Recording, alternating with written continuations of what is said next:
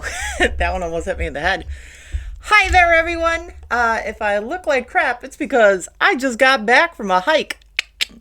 It is warm out. We are feeling a false spring right now. Spring doesn't start until the spring equinox in the northern hemisphere, which should be March 20th.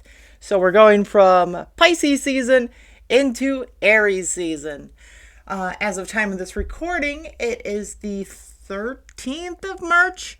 And we're gearing up for tomorrow, which is going to be the lunar eclipse. Lunar eclipse in the sign of Virgo. Useless information. Anyways, I just wanted to talk to you, my viewers. Without further ado, yesterday, it was either yesterday or the day before, I had something kind of weird happen. I was getting ready to make myself breakfast. It was my day off. And right when I was getting like the coffee made and I was getting ready to fire up the skillet, a jar fell on my counter. And then right after that jar fell, something else next to my trash can went ahead and took a tumble, both of which were stable. So immediately I was like, okay, let's do this. And here's the story. Jar fell. Something next to my trash can went ahead and fell. And I could sense a presence. And I'm like, all right, hi there. What is it? What do you want to say? And it was like, ooh. It was just thrumming a lot of energy and stuff. And I'm like, okay, cool. I'm like, here's what we're going to do.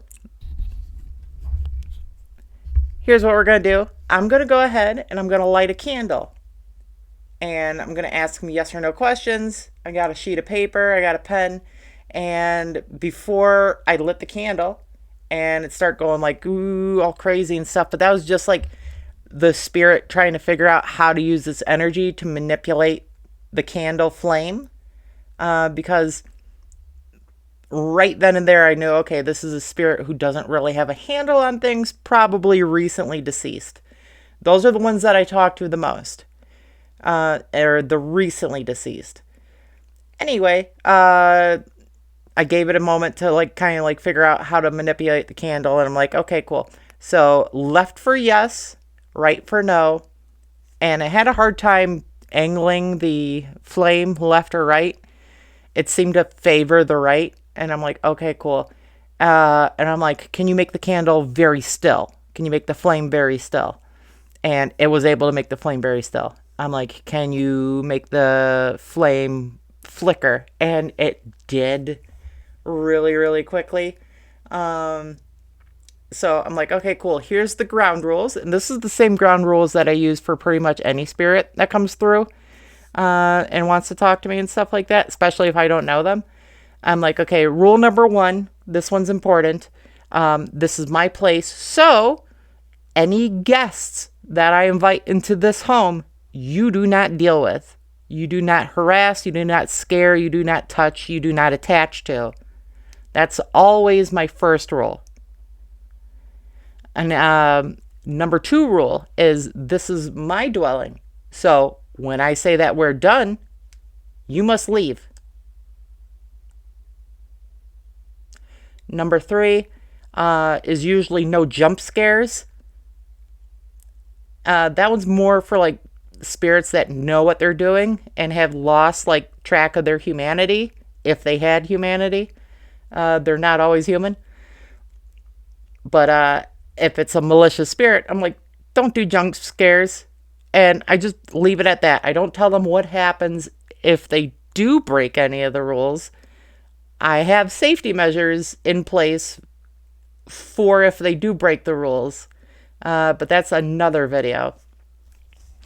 So I get through my spiel. I'm like, okay, don't harass any of my guests. They're off limits. When I ask you to leave, it's time to leave.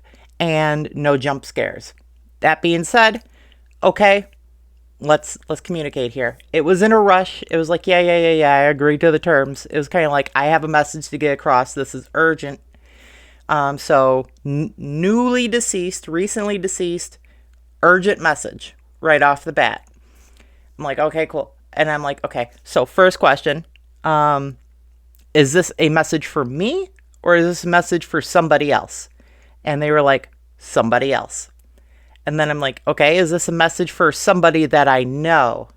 And they're like, yes. And like, that's when the candles start like really flickering. Yes. I'm like, cool. I got a sense of a name, both a name for who the message was directed and who it was that was speaking to me. And I'm like, oh, okay, this all fits together. You are recently deceased, and I do know this person, and they know that they can trust what I tell them. So I'm like, all right, cool. And they're like, I have a very important message, and I need to get it out quickly. And after a little bit back and forth, I let the person know, the person for whom the message was intended for. I was like, hey, by the way, talking to this person right now. I'll give you details as this unfolds. Mind you, I'm still in my pajamas. I still look like crap, and it was it was definitely like sorry about that. It was definitely like a hey, Chica, just so you know, I'm talking to somebody right now. You know this person. I don't know what the message is, but I'm gonna make sure that you get it. Both for the spirit who came to me so that they can get their message across, and for you so that you can have this message. And my friend, she was like, okay, cool. And the spirit was like, all right, cool. I'm like, since this is a little bit more than a yes or no situation, you have an entire message that you need to go ahead and send out there. I'm going to go ahead, I'm going to bust out some tarot cards and some oracle cards. They'll help me. That's one of the ways that I will communicate with spirits, because they can sort of pick the cards that they want, and it tells a story, and I'm able to like pick up on that story. Another way, sometimes when I'm like, if I don't have my cards, or I don't have a pendulum, or I'm not ready to like, let the spirit kind of like take over my facilities and like write it out on pen and paper. I don't do that for every single spirit. I have to know and trust them. If I don't have any tools, I'll be like, okay, convey your messages through emotions.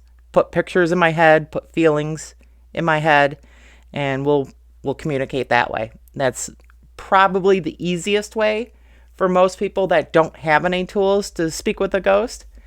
But instead, I took out the tarot cards, I took out the oracle cards, I let them pick. I have a few decks on both oracle and tarot, and they're like, ooh, these ones, ooh, these ones. And I'm like, okay, cool.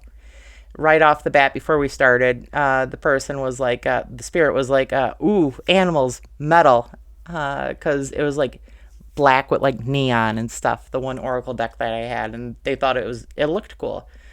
And I included that in the message, and my friend said, yep, that's exactly what that person would say and has said before. And I'm like, okay, cool. So I'm like, let it rip.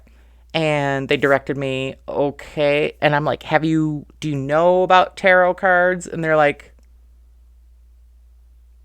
I'm like, are you at all familiar with them? Okay, well, here's what it is. Pictures on the cards, kind of like lifted them up, fanned the cards out, knocked, blew on them, fanned the cards out, blew on them, knocked. And then I did that for both decks and stuff like that. And then it was like, draw 5. Okay, so I drew 5. And then it was like, all right, now I'm going to take the bigger cards and I'm going to start shuffling the deck and stuff like that. And like, it was really clunky because the spirit was a he, was like, instead of like shuffling the cards, he was just like, told me grab the deck, cut it in half, bottom card. And I did, and I flipped it. And sure enough, that was the message that needed to get across. I'm like, okay, cool. This is about protection and caring. So right off the bat, that relayed the message to my friend. I was like recording it on my phone and stuff like that. I'm not going to share the video because it was a private message between that party and the other party. So I'm not going to share that publicly. But as I'm doing this, okay, 5 cards, I go through and it's like, so this is what this means, and this is what this means, and needs to know this and needs to know that. It's kind of like how the spirit sounded, and this and that. And I'm like, okay. and I'm saying it out loud into the camera while I'm recording and stuff like that. My cousin's like, whoa. I'm like, okay, we're going to do one more round of this and stuff, because they were like, okay, well, now that was that. Now we're going to get on to the major message. One card on top. One card on top, super important. That's the overall message. And then 6 cards. And I'm like, okay. Doof, trrr, trrr. And then we go ahead and we go through the cards one by one. And he was explaining himself through me to her, sent her the message, and wrapped it all up. She's like, thank you. She shared it with all of her family and stuff like that, because this was a family member who had recently passed away suddenly and was trying to get a message across and stuff. Young man who passed away, and then one of my friends, and she shared that message with her family members.